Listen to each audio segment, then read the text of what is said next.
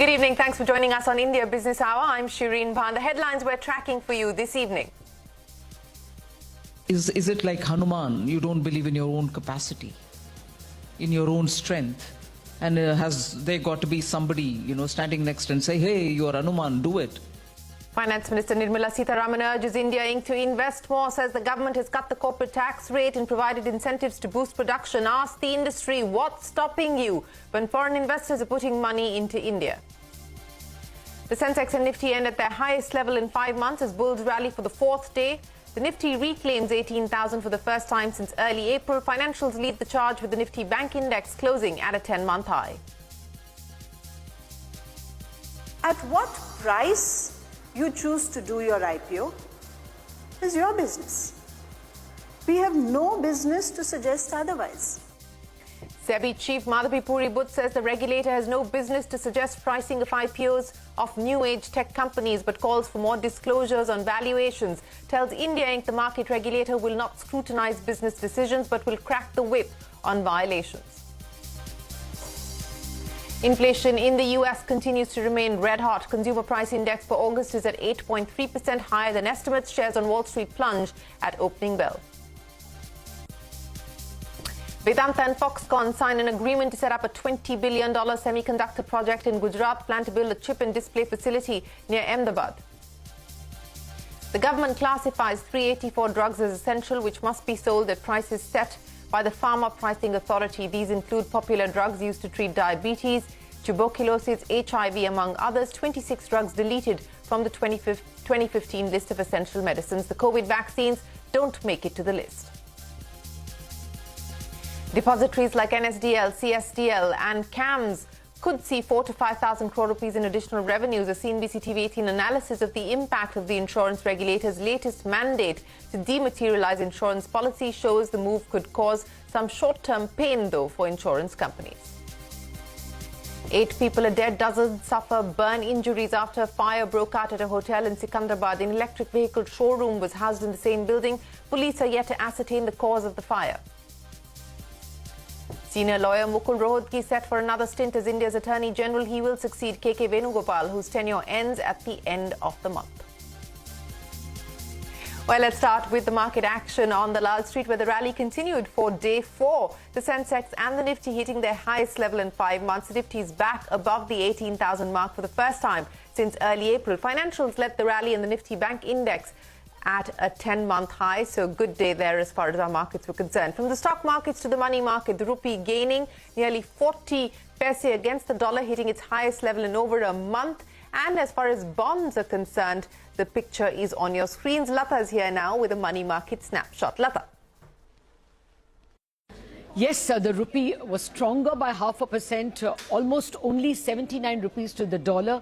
At 0.5% higher, it is the best performing currency today in the Asian market. Other currencies are mostly flat, despite the dollar index falling a bit. Now, what is the reason for the rupee's outperformance? It's actually one-off. Dealers say that a large amount of dollars had flowed in some time back into the Indian market, and that was bought by banks. They had hedged that transaction, and now they had to square it off because it was maturing, and so they sold dollars both in the NDF market and in the spot market, and hence this flow of dollars and the fall in the price of the dollars. There are some guesses that maybe it was Holcim's payment that came in, in May, and that was hedged with the banks, and that is the contract that they are now squaring. But all this is hearsay. All we know is this is a one-off transaction. It is a forward transaction, and that was a large amount of money. There are other positive rupee factors like equity flows from FPIs have turned positive. There is an expectation that bond index inclusion will mean more dollar flows. These positives are there, and of course the dollar index is falling. But today's rally is clearly a one-off. We shouldn't expect such huge jumps in the Indian rupee as a matter of routine. The bond markets also did see some bit of positivity, despite the fact that the inflation number for August was higher than expected.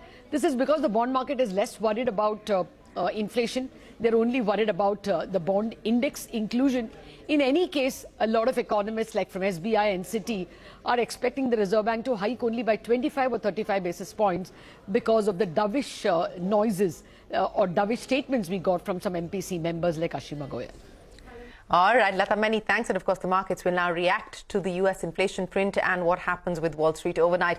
Finance Minister Nirmala Sitharaman urging India Inc. to invest without hesitation. Speaking at the Hero Mind Summit in Delhi, the Finance Minister asked India Inc. when foreign companies want to be in India, why are Indian companies reluctant to invest? She asked if the industry is behaving like Hanuman, who was not aware of his own strengths. The Finance Minister has also called on industry leaders to ensure timely payments to MSMEs, saying the responsibility to support small companies lies with the private sector also and not just the government alone. Since 2019, when I've taken charge of the finance ministry, I've been hearing, though the industry doesn't think it's conducive. All right, bring the rate down. All right, tax rate was brought down. And I keep defending industry, private sector, where even provocatively people have asked, what would you want to tell the private sector? We will do everything to get industry coming and investing here. Give PLI. We've given PLI. I want to hear from the Indian Inc. What's stopping you? When countries and industries abroad think this is the place to be in now, at this time, FDIs are coming, FPIs are coming, it's all, the stock market is so confident, the Indian retail investor believes in them. Is it like Hanuman? You don't believe in your own capacity, in your own strength, and has there got to be somebody, standing next and say, hey, you're Hanuman, do it. Support to the MSMEs is not just what government can give. It is certainly largely dependent on that. Now, I can push my PSCs, I can request states, I can make sure departments pay up, I can only appeal to the industry. For all the tears that we shed for the MSMEs, my tears, your tears, can we limit the time by which the MSME will get its due? Well, that is the Finance Minister asking India Inc. to invest. What's holding you back is the statement from her. In a rare appearance on television, Prime Minister's Principal Secretary P.K. Mishra spoke about India's inflation problem. He said inflation has to be tackled with a multidimensional approach and not just look at fiscal or monetary policy. Meanwhile, the Chief Economic Advisor says inflation at 7% is still at manageable levels. We have to look at not only in a one-dimensional way, but it is fiscal policy, monetary policy and other policies also. Plus, there are, the economy is no longer a closed economy. It is the external factor also. So keeping all these and taking a holistic view, we have to structure our policy. Right now, I cannot say what is to be expected, what is to be done. As we go along, we will structure our policy. It is being done also during the whole COVID situation. I think, food inflation or fuel inflation do not get necessarily addressed by the central bank monetary policy except for second round effects. So therefore, more administrative measures and ensuring adequate stocks and making sure that the availability is ensured for the needy segments of the population, and that would make sure that any increase in local domestic prices in response to international prices, it turns out to be as limited as possible. And staying with inflation in the U.S., consumer inflation has slowed to 8.3% in August versus 8.5% in July and 9.1% in June. However, the August reading is still higher than estimates of 8.1%, and that has taken the U.S. markets lower. Expected 75 coming into this meeting, regardless of the inflation print, though, because even if we did get cooler inflation, which we didn't, we still haven't seen that sustained trend of disinflation. So we're going to continue to watch out to see if we do see that.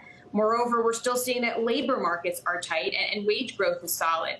And above all, if we see that the Fed happens to have gone 50 basis points, we would have been in the same exact position we were this summer, where all of a sudden the markets are pricing in a Fed pivot that the Fed is not ready to deliver. So I think at least it keeps us in line with that 75 basis point hike we're likely to see later this month.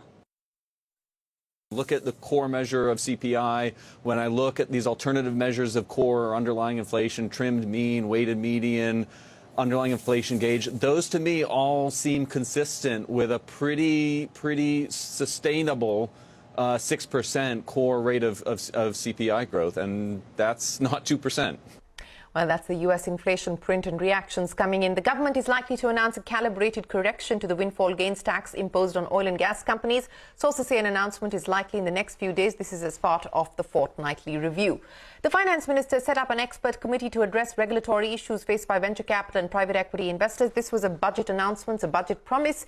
The 6-member expert committee was announced in the budget and will be headed by former SEBI chief M. Damodran. One of the key functions of the panel will be to suggest measures to accelerate investments. The committee is expected to submit a report in the next 3 months. India's Vedanta Group and Taiwanese electronic manufacturer Foxconn have signed an agreement with the Gujarat government to set up a semiconductor manufacturing unit in the state.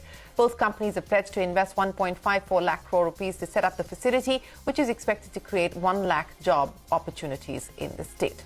In a boost to Make in India, Google is joining the list of foreign smartphone makers to manufacture phones here. Google is considering moving some production of Pixel phones to India following disruptions in China due to the COVID lockdowns and rising tensions with the US. Reports suggest the company has asked for bids from manufacturers in India to make between 5 to 10 lakh Pixel smartphones. This is equivalent to around 10 to 20% of the estimated annual production for the device. SEBI Chief Madhvi Puri Butch has made it clear that the market regulator will not interfere with the IPO pricing of new age companies. However, she's also added that companies need to make more disclosures. She was sharing her views on instances of tech companies seeking high valuations but then collapsing below the issue price. The regulator said that a company is free to ask for a higher price but needs to disclose what happened in the intervening period, which justifies the massive change in valuations. The SEBI chief went on to say that business decisions will not be scrutinized, but the regulator will crack the whip on violations. A lot has been said about the pricing of the IPOs of the new tech companies. What is SEBI's view on that? Our view is simple, starting from the green. At what price you choose to do your IPO is your business. We have no business to suggest otherwise. The days of CCI are long gone. The Parliament has mandated us that we should have no view on the pricing of issues. You are free to price your issue at whatever price you consider appropriate. Well, that's the SEBI chief. Tragic news coming in from the state of Telangana. At least 8 people were killed and several injured after a fire broke out in a hotel in Sikandrabad. The building also housed an electric vehicle showroom on the ground floor, but it's still not clear whether the fire started at the showroom. All those killed in the fire died of suffocation caused by the smoke. An FIR has been registered against the owners of the showroom as well as the hotel. The Ministry of Road Transport has sought a report from the Hyderabad local authorities on the possible causes of the fire. The state government has announced a compensation of 3 lakh rupees to the kin of those dead. Prime Minister Modi has also announced an ex gratia of 2 lakh rupees each for the families of the deceased. Senior advocate Mukul Rohatgi is all set to return as the Attorney General from India from October. He will succeed KK Venugopal, who will retire later this month. Rohatgi served as the Attorney General between 2014 to 2017. The 91-year-old KK Venugopal expressed his unwillingness to continue further as Attorney General. A former Twitter executive turned whistleblower is set to testify before a U.S. Senate committee. He has alleged serious security lapses at the social media network. This also comes ahead of a court battle between Musk and the Twitter board over his proposed $44 billion takeover. Musk is attempting to pull out of the commitment. According to reports, a majority of Twitter shareholders have voted in favor of its sale to Musk. Here's renowned author Walter Isaacson, who wrote the biography of Steve Jobs and is currently working on a biography of Elon Musk on what he expected from the showdown with Twitter. If you're going to have a trial where all the dirty linen and all the clean linen is aired in public, this is bad. So it puts up more pressure for a settlement. I assume that that's a possibility. I know there are a lot of people sort of floating around trying to promote settlements. These are not people who, it's not like the Colgate-Palmolive person talking to Walmart and saying, hey, we can settle, because there's a lot more emotion to this one. But yeah, I think there's a possibility that this case won't go to trial. Won't go to trial. Perhaps a settlement will be brokered. That's Walter Isaacson. We will take a break, but coming up next, the CNBC-TV18 analysis of the impact of the insurance regulator's latest mandate to dematerialize insurance policies. That and more when we return.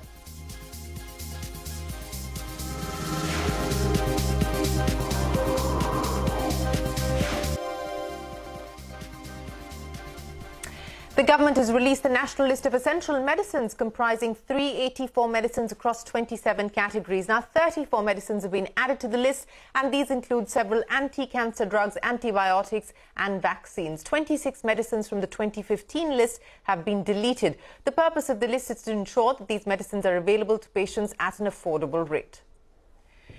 And staying with the healthcare sector, hospital merger and acquisition activity has picked up after hiatus during the pandemic. In less than a month, we've actually seen 3 deals being struck at a cumulative value of over 700 crore rupees. Ekta Batral standing by with more. Ekta.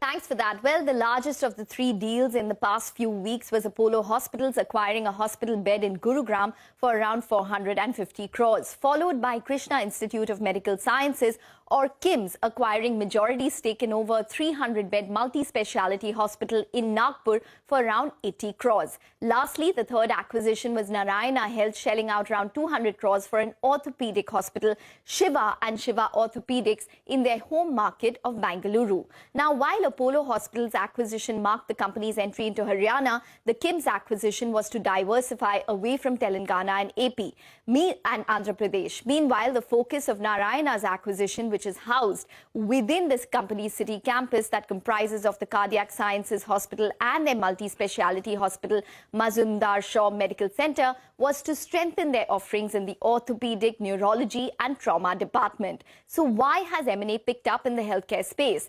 From a seller's perspective, a few reasons are driving sales, such as existing promoters or investors of standalone operations looking to cash out. Reasons range from a lack of an exit for investors, as many of the hospitals are too small to list, too inefficient to manage, or too insufficient in terms of volumes, as there is a movement of patients towards more multi-speciality larger chains. Now, from a buyer's perspective, acquisition targets are mainly 150 to 200 bed hospitals or larger. Hospitals have seen business pick up post-COVID-19, with domestic growth estimated to be around 10 to 15% in the next 5 years. And lastly, medical tourism is becoming a big growth driver. In fact, the likes of Shalby is looking at a 150 to 200 crore sized acquisition of multi-speciality hospitals in Delhi and Kolkata to cash in on medical tourism from Nepal and Bangladesh. Estimates suggest medical tourism could see a growth of anywhere between 18 to 20% over the next 5 years. Lastly, in the past few years, the return on capital employed of hospitals has risen from single digits in 2015 to 2018 period to around 10 to 20% currently. Recently, increasing risk appetite for acquisitions is indicative in the return on capital employed increasing.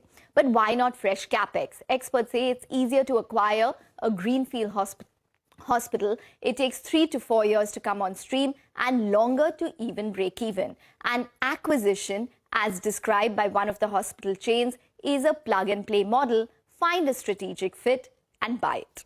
All right, Ekta, many thanks. Now, we reported first, it is official. Insurance regulator has mandated that all insurance policies be dematerialized. Yash is standing by to explain how this move will impact the ecosystem. Yash. CNBC-TV18 had reported on September 6th that the insurance regulator was considering mandating that all insurance policies be dematerialized. On the 7th of September, we told you that the mandate has indeed come through. Let's now dive deeper and look at the big beneficiaries of this move and the cost involved for insurance companies. Let's spend a minute to look at what this dematerialization move really means. All new policies issued from December 2022 will have to be compulsorily issued in a demat form. And by December 2023, all old or existing policies will have to be brought on the demat platform. Many relate this move to the dematerialization of shares. The move would mean converting physical insurance policies into modifiable online policy.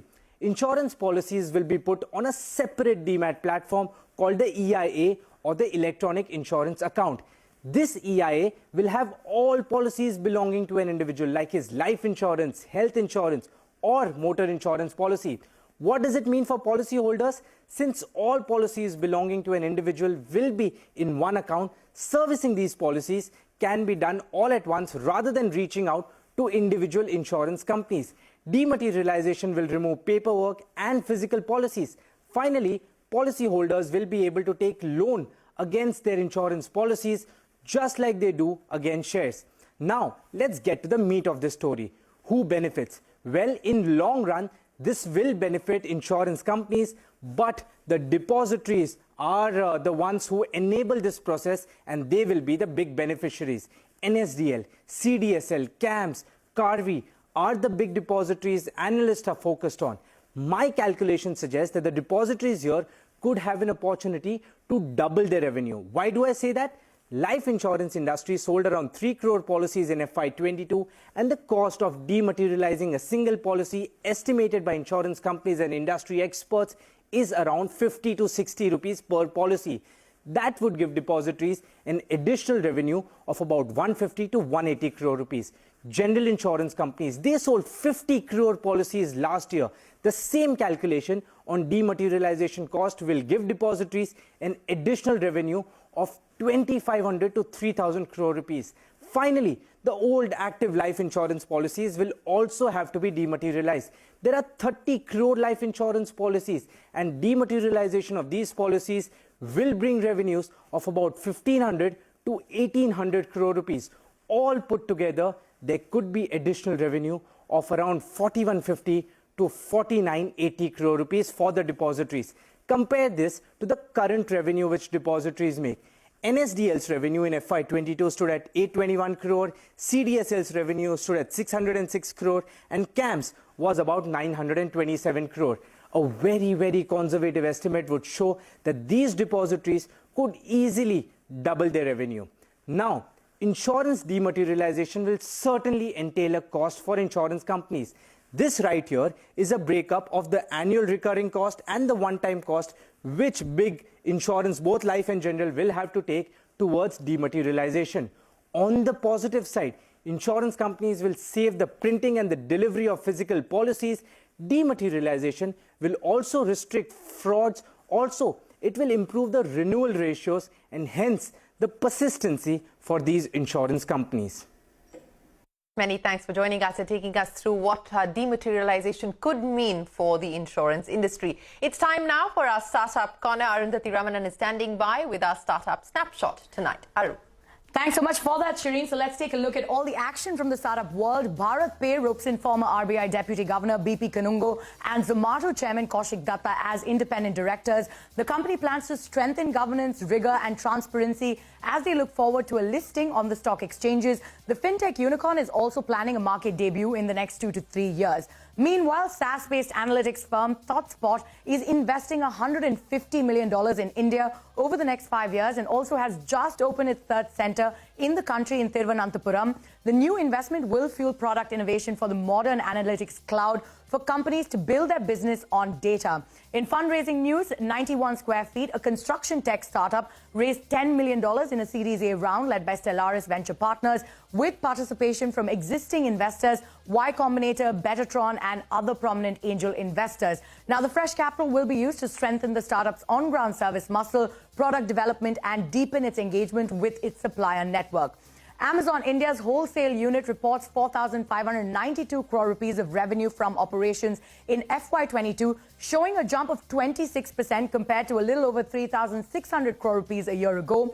It in fact recorded a net loss of over 480 crore rupees compared to a little over 161 crore rupees a year ago. This according to the latest data from TOFLA. Now, Google completes the $5.4 billion acquisition of cybersecurity firm Mandiant. Mandiant will join Google Cloud to help organizations improve their threat, incident and exposure management. The firm plans to retain the Mandiant brand. And with that, it is back to you, Shireen. Aru, many thanks for joining us. A quick check of some of the other headlines that we are tracking tonight. Several West Bengal BJP leaders, including opposition leader Suvendu Adhikari, were detained while marching towards the state secretariat. The BJP was protesting against allegations of corruption against the Mamata Banerjee-led Trinamool Congress. The police have used tear gas and water cannons to disperse the protesters near the Howrah Bridge. A police vehicle was also set on fire.